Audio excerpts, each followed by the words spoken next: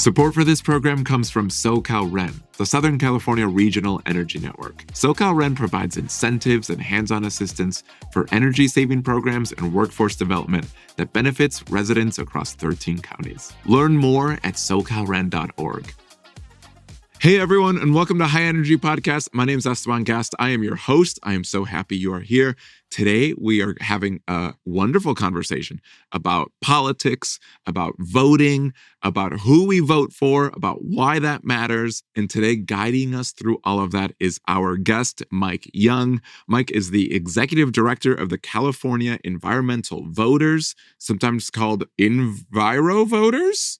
That's what the cool kids call it. And he's the executive director there, and he brings over 20 years at that organization and thinking about the way that our vote and politics can drive climate action. Thanks for being here. Yeah, thank you for the invitation. Of course. I'm so curious. Okay, we were talking about this a little bit. You've been doing this work for 20 years. Yes. In my head, the politics of 20 years ago is so different than today. It feels like a different world. It could just be in my head, though.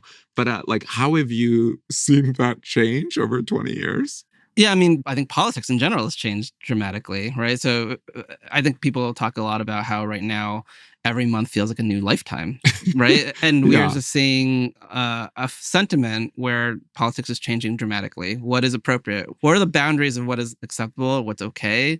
And I think that's changed a lot. Where when I started, I remember there was a lot more formality to politics still, right? And it was like, what is the range of what you can say to somebody, what you can do? And it's really unfortunate because I think we've become really desensitized to how big of a value politics and our policies really are to people's lives. But it's become more of a TV show or a game in kind of a negative way. And I do miss the fact that people used to value a lot of the good that was happening in politics. Like, I think we so focus too much on the bad that we see. Like, there's so much that we don't like, regardless of what your political ideology is, whatever your values are. You focus so much on what you don't like about it. And when I started, I felt like we focused a lot on what you did like about it and how you could change it and how you could use this to make good things happen. That's the part that I feel like has been really lost in the last 20 years. We're kind of losing the context of this is what's happening across the country. This is who we are as a country, as a city, as a state, as a world, as a nation of people, right? We used to value that a lot more, and it felt like there was a lot more respect and reverence to that. And now it just seems to be almost like infotainment, but it has real impacts on people's lives. Yeah. I want to drill in, no pun intended, to specifically how climate policy, right? Because we're here because we love the earth. Yeah. That's why we're all here. Thank you. That's why you're Earth here. loves us back. Yeah. So far. Well, yeah. Earth, I think loves us back. I think we can love it more. Yeah. I think it's unrequited right now. The way like a dog loves us, because they're like, I love you, but I also kind of have to love you. Yeah. Shout out dogs watching the show. I like, in terms of 20 years, what would you say the story has been from your perspective, being in this work, trying to drive climate action for 20 years? So I've been at this long enough to remember when climate was barely a thing at all. We weren't talking about it, right? Yeah. And there's still, now you have climate denial as a big thing. Although people aren't really denying it anymore. It's now more about climate delaying. But the vast majority of people are recognizing what it's really like.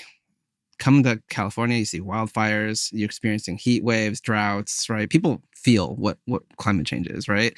The fact that we kind of had, a mini tsunami hitting us a few years ago, people know that something's happening here. But when I started in politics, I remember when John McCain was one of the heroes out there being like, I'm a Republican who wants to work on bipartisan climate legislation. And you even had George Bush Sr. saying, well, this is a problem we need to address. And I think the real story of the 20 years is how much have really big polluter corporations, particularly big oil, how much have they spent on propaganda to make people think that this is not a problem, or to delay what the problem is, or to make it so that you just can't address climate at the rate and scale that we really need to. When you talk about propaganda, what would be an example of that? So in California, for instance, right there, we were talking last year. Let's go back or 2 years ago, I should say. We're going back to when the Biden administration is working on laws like advanced clean cars, right? And, advanced clean cars too, regulations that were helping to expedite our transition to cleaner fleets and cleaner fuels. So like electric cars and or like a higher miles per gallon if you've got Exactly. like an internal combustion engine, like a gas powered car. Exactly. So we're trying to figure out how do we get into cleaner vehicles, because that's going to have a real world impacts, not only in helping in the long run actually saving people money, but also making everything much more efficient and making the car industry more competitive. But they would be here in California, like you'd have the industry lobbyists being like, "Oh, we can't move this. This is bad. This is bad policy, right?" But we care about transitioning, but maybe we're just doing it too quickly, right? Like we just need to slow this down. But then they would go and those lobbyists would be talking to their federal teams and their federal side. They'd be like, "How do we just kill this? How do we get this out of the Inflation Reduction Act? And when the Inflation Reduction Act passed, how do we gut this program, right? How do we make it so that how do we get the next administration, and especially the next EPA, to gut fuel efficiency, to gut these programs, gut these changes?" So they go to whatever audience they're at and say, "All right, what do we think we can politically say it's acceptable in this universe?" And then go to another audience where like, well, actually we can get away with more, and figure out how do we align ourselves so that we're making it seem like we're reasonable here, when in reality we just want to kill the programs. And if we could just do it there, we're going to do that. So part of that propaganda is almost is like the saying one thing and doing another. Absolutely. Is another definition of let's say propaganda. Exactly. It's not just like Absolutely. watching TV saying you must have this. For it's also sure. being like, hey, that's great. Let's try to work on it. Backdoor deals, kill it. Absolutely. So one of our bills that we worked on a few years ago that we did enact, SB 253, basically it's a corporate climate accountability. In California, we're working on this process now where big corporations who are making $1 billion or more basically have to disclose their climate emissions, right? They're out here in California lobbying against it, saying this bill is going to be bad. It's going to have these disclosures, right? Like, it's like we're trying to be reasonable here, but this is just going to cost a lot. And we would be hearing these lobbyists saying, no, we're for this. But we just think it's too ambitious. It's too fast. It's too whatever. And in DC, they're like, kill it. Yeah. Right. And it's just and then so you'd have legislators who'd be like, well, they're trying to be reasonable. They aren't trying to be reasonable. They're basically trying to trick you into thinking that they're wanting to be reasonable when this is part of their delay tactic, because they want to gut the law. They don't want to happen. Yeah. And how many laws have they killed with this strategy? Totally. We will never even know. Because they appear reasonable. Because they always appear reasonable for the audience that they're targeting. You mentioned this bill. What was it? SB 253, the Climate Corporate Accountability Bill. And it passed. It is passed. It is law in California. And even today in DC, under the Trump administration, they're trying to find a way to kill it. They're trying to find every method they can to get this thing, all the while in California trying to delay its implementation, saying like, oh, this is just too fast. It's unreasonable. It's not unreasonable. You just don't like it. Yeah. Right? Like, who are you kidding? That's such a cool bill. I mean, sometimes I feel like it just is very easy to huff and puff about politics and be like, ugh. Right. Like you just are like, you look at, if you're talking to someone at a party, you can just be like, politics, right?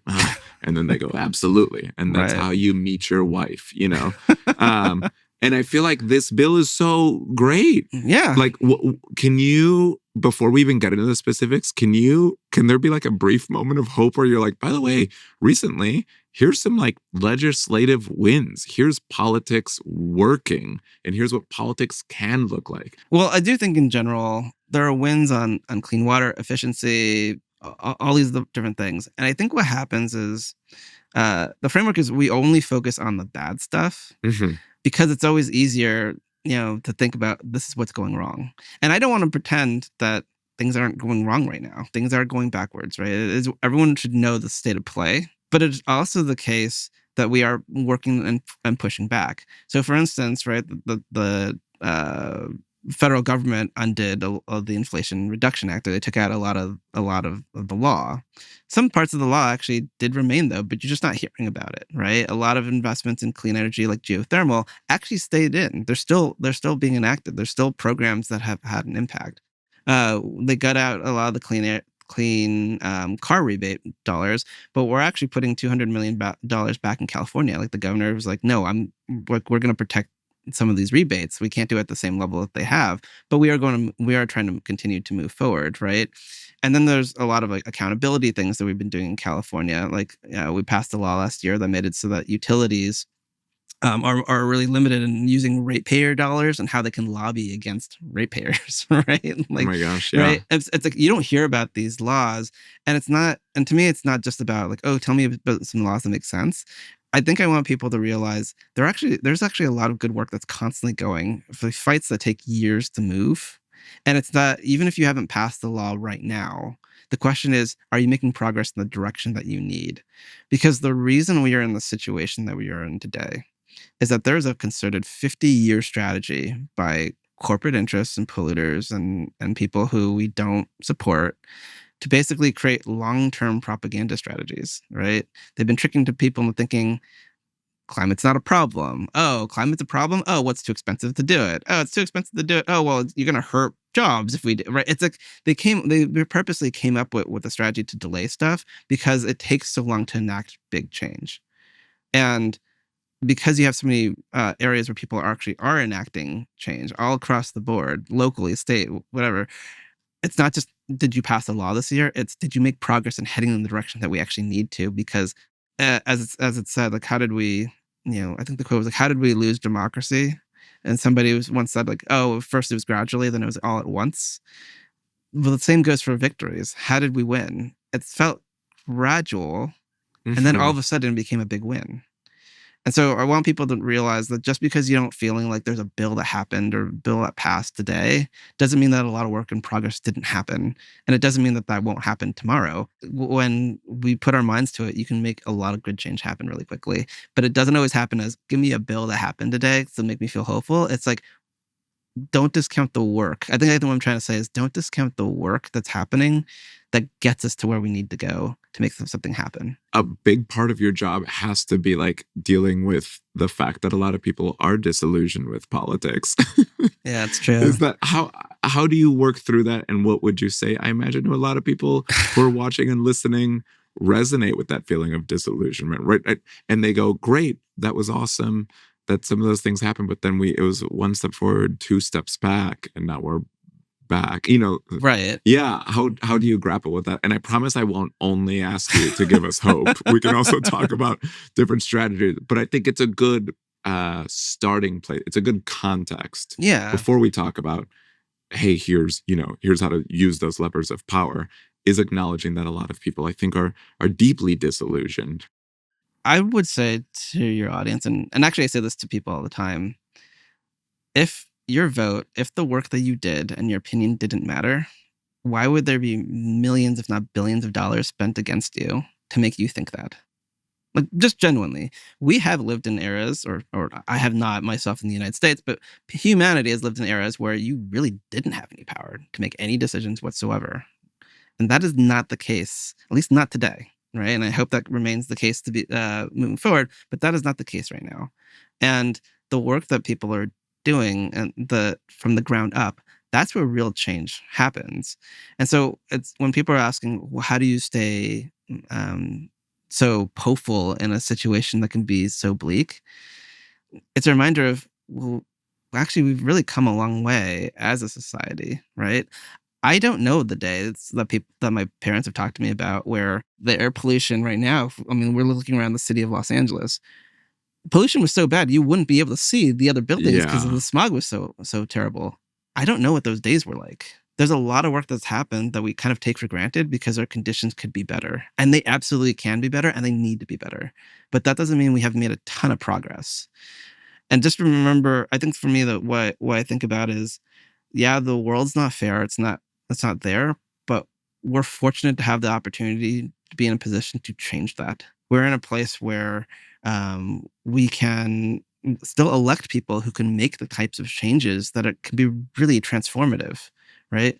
And while we have that opportunity, I won't stop fighting. And I don't think people should stop giving that up, because that ideal society doesn't just happen. It happens because somebody has a vision that we're going to do it. They step up and do it, and they make it happen. Yeah, I love it. You mentioned we can still vote for amazing folks to help drive this through. How does your organization, and then at large, how should we non-politicians Yeah. think about the way that we interact with the politicians in power or the folks running for office, especially when it comes to climate? Yeah. But I think one of the key things I would say is, remember that politicians are people. So easy to get focused on all the corrupt, bad people. And I don't want to pretend that there aren't a lot of them, especially right now. But actually, the majority of people who are in politics, and I can say this emphatically as somebody who knows a ton of them, right? Who genuinely knows a ton of them, they're actually in it for the right reasons. We might not always even agree on those reasons, but they're out there really trying to make a difference, right? And those people are your neighbors. They're not just anybody. You voted for them, right? They're just regular people, and they could actually just be you. Sometimes we forget that these people they're just people in the community that we know. Some of them were small business owners who became somebody. Some of them, people who got elected, were just like vets who are volunteering somewhere, and they decided, here's my next way I can give my community like my all. Work with them, identify those people, elect those people. And when it comes to identifying them, is that something that how do we think through folks who make promises? Yes. Right, we're in a bit of a campaign season when we're filming this right now in Los Angeles, but it also feels like there's constantly a campaign season, and people feel amazing, and I feel like even if maybe they're not talking about climate, I feel like if I asked someone about climate, they would probably give a pretty good answer. Right? If I asked them in a public setting, they'd be like, "Of course, the Earth is the one home we have." And I'm curious again, like, how do you think through some of those things that now there's almost even less climate denial and more of climate delay, but that person's probably like, the Earth is changing, but we got to be careful, right? So it's like they're almost now agreeing with us when we're bringing up climate concerns. Yeah. How do you think of that in the way that that like, I don't know how to phrase it outside of just being like, what's real? Well, because you've been in it, and you know the folks, and you've been advocating for the folks, that I'm like, how do I know what's real and what's not? So this is an area I actually have a ton of sympathy for the public on. People can be misled because you have a million things going on in your life, right? Totally. And we need to understand, when you're paying your bills, you have your kids you have to take care of, right? Or maybe you have your parents you have to take care of, right? Or like you're going through work, you're trying to figure out how to get like day to day going through things, right? It can just be exhausting. And then you have to figure out, how do I vet these people who are making enormous decisions in my life, right? Without me even realizing like what decisions they're going to make. And there are organizations like ours where our job is to spend the insane amount of hours really working to try to vet and understand these candidates. And I think that's why endorsements actually are so powerful, because what you're really saying when you're looking at endorsement is, this is an organization or person who spent the time to learn about this person that you may not have enough time to learn about. But if you trust us, right, then and what we stand for, then know that we were doing our homework to really figure out, how do we move the movement that we're going through. So for us, for instance, we vet candidates on their environmental platforms and their environmental records, and really getting into the weeds of, okay, where are you really going to be on a lot of these policies? How good are you really going to be? And if I were a voter and if I did not have the advantage that I do in my career, where I do have to vet these people and get to meet them and figure this out, what I tend to do, and I can't do it for every race. So this is actually what I do for races where I don't have the time to vet those candidates, or they won't come across me. I look at who's funding them. Number one, who is funding them? Where do they get their money, right? No matter what you say, what you stand for, where you get your money matters a lot. The money buys influence and access. And it's what ideas, what conversations are they planting in your brain? Are they inceptioning in your brain that you don't even realize? Even if you're a progressive member, like let's say you have a fantastic record, you care about climate, care about the environment, and you decide one day, I'm going to start taking oil money. Well, what did that access buy? What does that oil lobbyist in the future what idea is he going to plant in your head that you didn't even realize that that's what he was doing, right? To make you think about things kind of in the wrong way. And so it's always about the money first, right? Where is it coming from? And that's public. That's public. Knowledge. That's public at least in California, right? Yeah, that's true. In other places might not be. Yeah, in other places not so public. But then the second part is asking, who doesn't like them?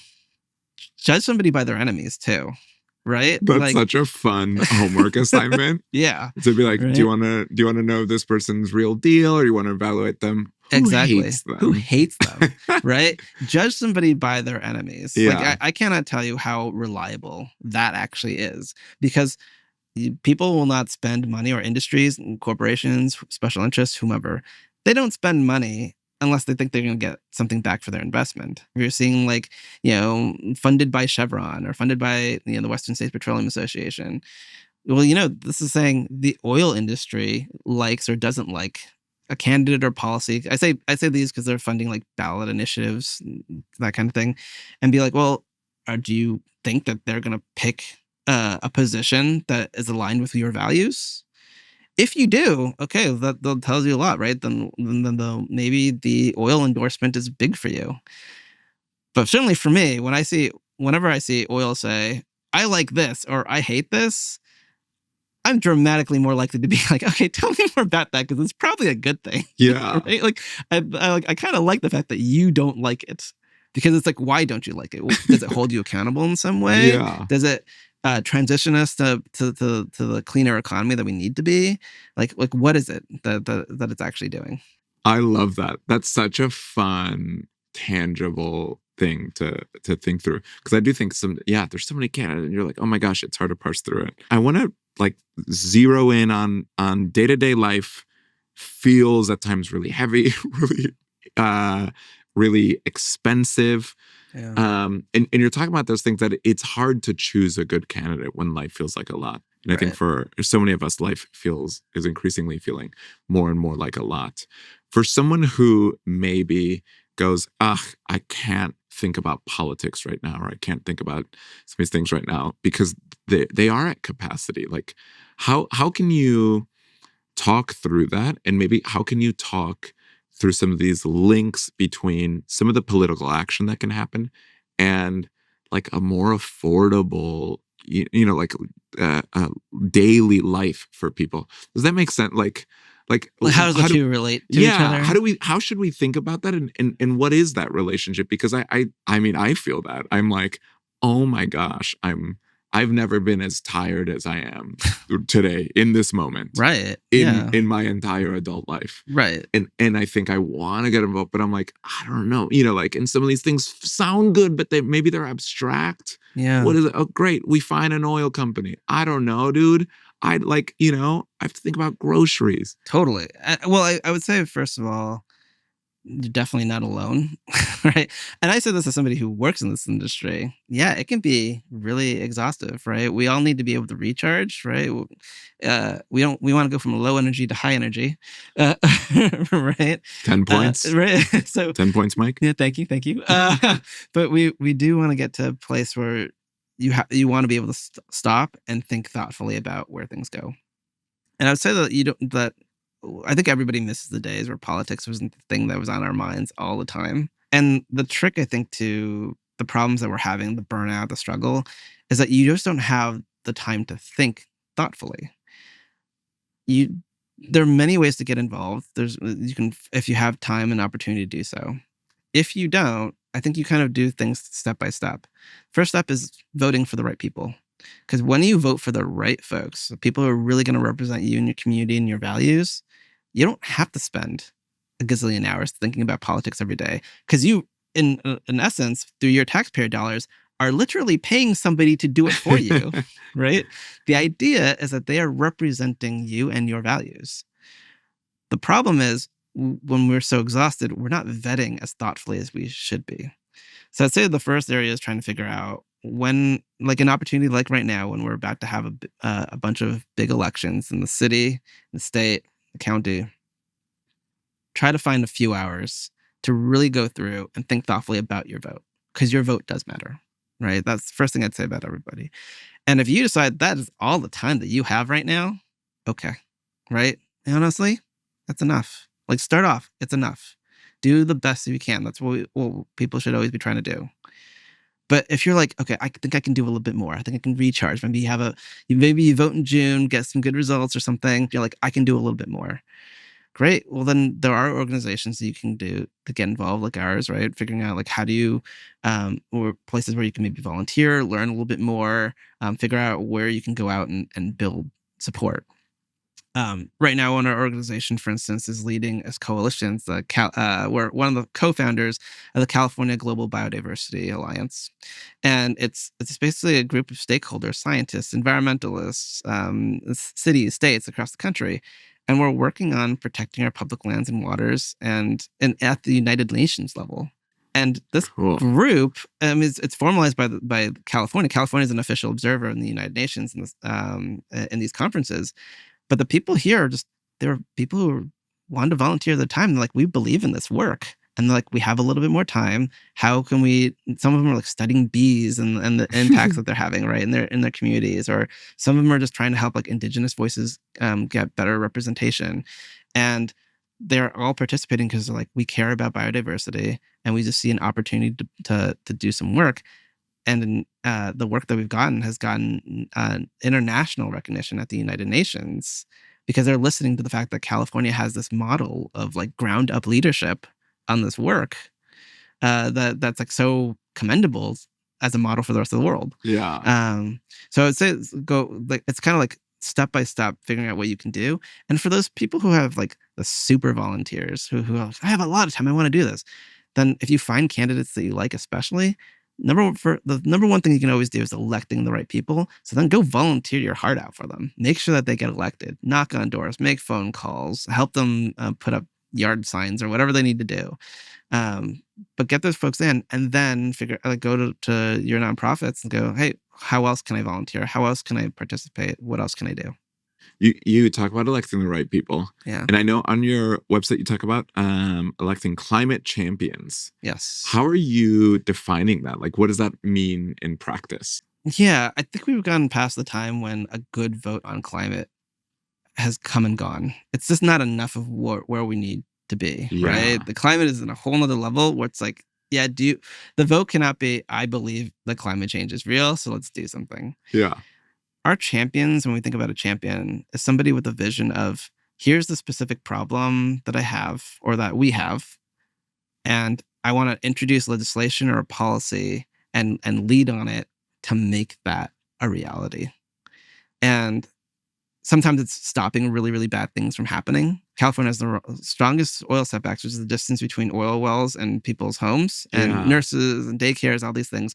We have the strongest one in the country. And we went from basically not having a setback to having a half a mile distance between them as a requirement. Talk about a tangible change, right? Tangible if people go like, you elect the right person, all of a sudden your daycare and your house is more protected. Exactly. And you didn't need to know that somebody had done that.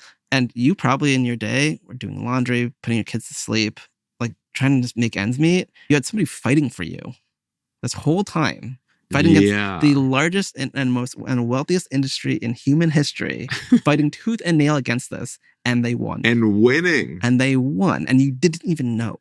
Yeah. Right? That's like, talk about working harder, or working smarter, not harder. That's like electing the right people is the ultimate. Work smarter, not harder. Yeah. Right. And they're essentially unsung heroes. You're like, they're elected officials to us. I live in the political world, but these are people you're probably going to the grocery store with, and you would never know what amazing things that they've done. Yeah. You could be at Trader Joe's next to someone who is helping protect your children. Exactly. Everyone typically knows their Congress member, right? Yeah. Or at least has a sense of who that person is. Usually have some sense of your city council member, like most people do. In the research that we've seen, like most people basically know those. People have no idea who their state assembly members are. Yeah. They don't even know what that is, right? But those are people who might be making more of a difference than some of the Congress people that are going to DC. Absolutely. So we have viewers and listeners, and they submit questions. And we chose some questions that are like relevant to you, Cool. relevant to your work, maybe even specifically to you. This first question is from Ellis. Ellis from Irvine, living in Irvine. Ellis is a college student studying political science. Thank you. And they want to address, you have a degree in political science. I do. And address the climate crisis, biodiversity loss are really important to them. How do you suggest they make a difference? This is such a great question, right? So college student wants to address the climate crisis, biodiversity loss. How can they make a difference? What would you say to a college student? I love this because we were talking about the Biodiversity Alliance. One of our members is actually, and I didn't know they existed, is the Global Youth, I'm trying to remember the full name, the Global Youth Biodiversity Coalition. And they actually they were the leaders in actually getting LA County to become an official observer of the United Nations Conference on Biodiversity. Cool. So like young people. It was young people who did it.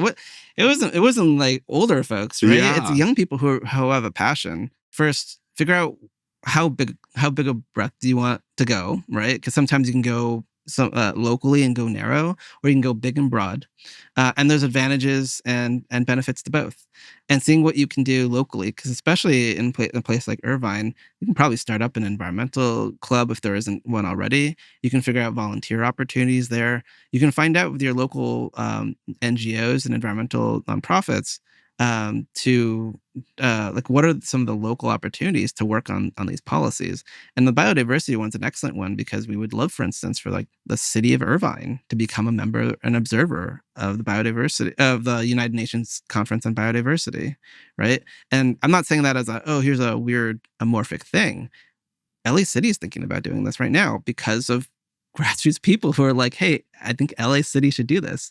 LA County became an observer because grassroots people were like, young people were like, I think we should do this. Yeah. And it always the process sometimes seems so estranged from day to day, but government is actually designed to be responsive to people. I started the environmental club, right? Like I got my roots. I learned how to pass a bill through our student council, right? Like, which I did not understand what that was going to be, right? It was like my first test of being in politics.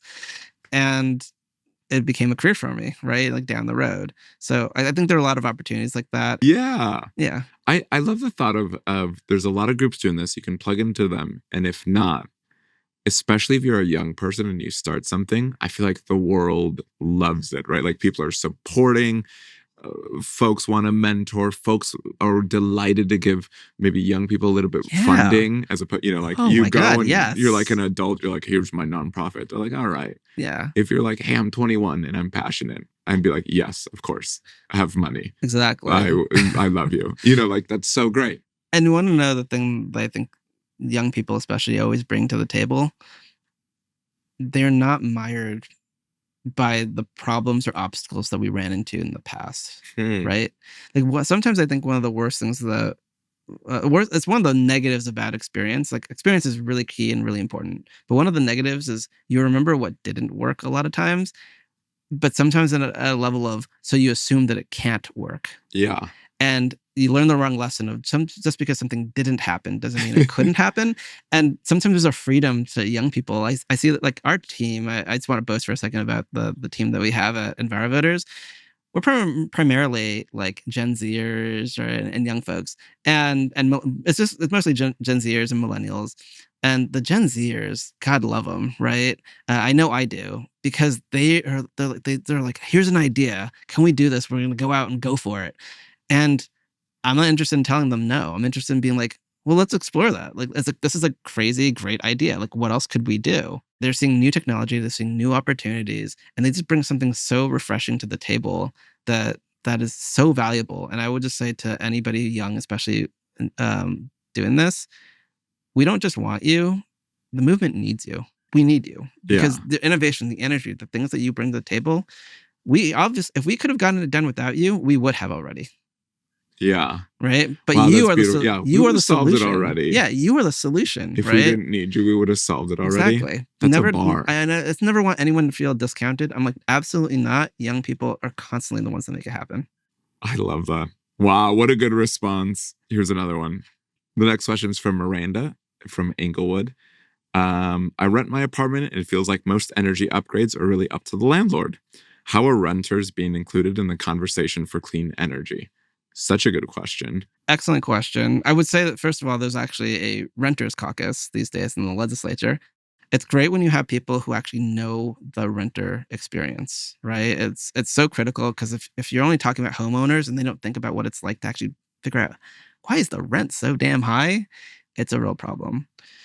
I would say that the question's right, and there are policies and that are being enacted and that we're voting on and addressing right now in real time. But the California Air Resources Board, which is the premier air quality review board in the country, they're looking at our greenhouse gas reduction fund and our cap and invest program. And this is a program that's had, over the course of its 15-year career, about $13 billion worth of investments for clean energy. And you're talking about $1.5 billion for climate resilience. You're talking about helping 560,000 some odd units of affordable housing, right? Help fund some of that stuff. You talk about programs for clean water. And the program, the long and short of it, makes it so that polluters are essentially paying for a lot of the costs, because they're paying for permission to pollute, but that money that they're paying for that is going into investments that are good for the environment. And so the idea is that we would cap them and then reduce how much they're allowed to pollute over time, but the money that they're getting will help make things more energy efficient, more environmentally friendly, those kinds of things. Programs involved in this, they probably impacted Miranda already, right?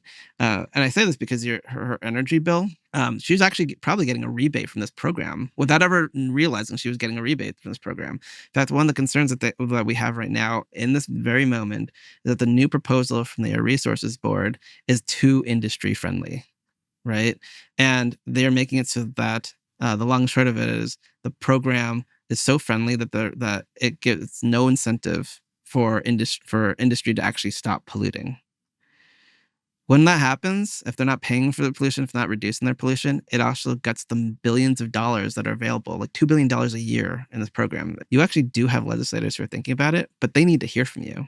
If you are experiencing it in a more normal way, if there's something that, for instance, that I mentioned that you either can relate to, or like something that I didn't bring up, call your legislator, right? Come try to meet with them in the district. They're in the district, half the week. Yeah. Try to meet with them, talk to them about this experience, give them the stories that they need, so that when they go up to Sacramento, they can push for these policies that help you.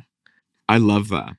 Goes back to what a theme of the conversation of, like, one of the best things you can do is have the right person in power. Exactly. The right person representing you. Absolutely. Here's our last question. It's a beautiful question. Mike, thanks so much for joining us today. This last question comes from Priya in Anaheim. They care about climate change, but between work and family, it can all feel very overwhelming. What keeps you hopeful that this kind of work is really making a difference?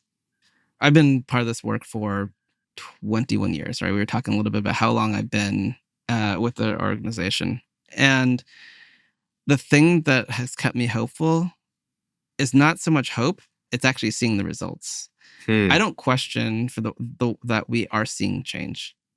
Don't get me wrong, we're in an unfortunate moment where I feel a lot of backsliding is happening. Like, no doubt about that. But I've also seen how much progress we've really been able to make. I remember one of the early projects I was on was in the 2008 campaign, or the 2008 campaign season, and we couldn't even get a climate change question in a presidential debate. Like, we couldn't get one out of any of the debates, right? And there's no question that there are going to be climate questions in these debates. Every presidential candidate is going to have to answer, what are you going to do about this? Yes. Right? Yeah. I remember a time when, again, you didn't have setbacks from oil drilling, right? Like, we had no rules like that. We definitely do. I remember a time when we didn't have investments in clean energy and clean tech. I actually started before California even set up its first climate goals, right? AB 32, the Global Warming Solutions Act. I've seen that we actually we didn't just reach the initial goal, we exceeded it, right? We exceeded, I think, 2 years early. Amazing. So there are moments in time where you can see the results that we put in, and the thing that keeps me hopeful is seeing that it's always the same thing. The leadership doesn't come from the top down; it comes from the bottom up. You have grassroots lay people who believe in something, and then they make that magic happen step by step. But it all comes from regular people getting involved first and then pushing. And then we get those great leaders. And sometimes those great leaders are just regular people who then are now in a position to do great things. And so if I guess I would say one thing that I always try to push on to my friends who are thinking about this work, especially because we're talking about high energy and we talk about power in another way, I want to talk a little bit just really quickly about political power. There is a tendency, especially on the environmental side, for us to be afraid of power. Right? It's like there's an old adage that power corrupts. And when you elect great people and when good people are given power, they do great things for their community. So we shouldn't run from it. We should look for the right people to use that power correctly. We should work with them, right? And use the power that we have ourselves, because we have tons of it, and make that change. But don't run from it. Don't be afraid of it. We all have it. And the only time that change ever happens is because we are using it and using it wisely.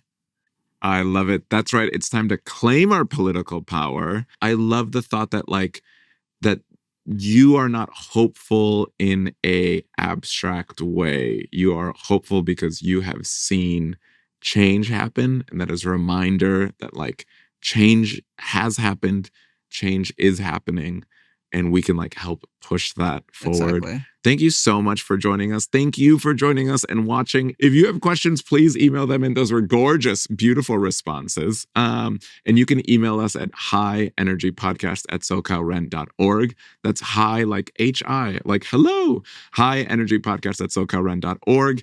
Thank you so much for coming. Thanks for sharing words of inspiration. I'm yeah, I feel ready to go claim political power. And that is it. If you like this episode, please share, subscribe, tell everyone you know. And we've got amazing guests. We've got other episodes. We hope that you keep watching. I don't think you want to miss this. Thanks so much for watching. My name's Esteban. We'll see you next time on High Energy. Thanks for joining us. Before we go, a big thanks to SoCal Ren, working for the good of Southern California. They're helping communities save energy, lower costs, and create a cleaner future for all of us. Want to learn more? Visit socalren.org.